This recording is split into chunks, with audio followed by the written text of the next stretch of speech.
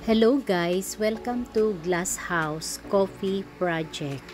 Itong place na ito guys ay madalas ko talagang pagdalhan ng aking mga bisita, lalong-lalo na kung meron akong mga bisita na balikbayan.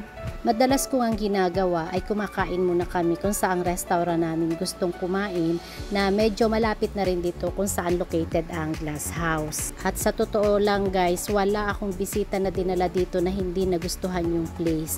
Talagang na-amaze sila sa lugar, ang ambience napakaganda at kahit saan ka pumesto ay talaga namang Instagrammable ang kanilang mga view.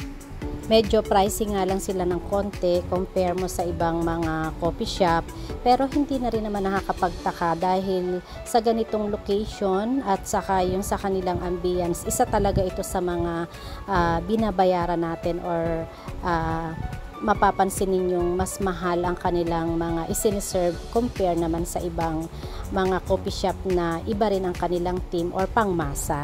Kaya kung meron kayong bisita na hindi nyo alam kung saan dadalhin, try nyo dito guys at siguradong magugustuhan nyo dito at ito ay highly recommended.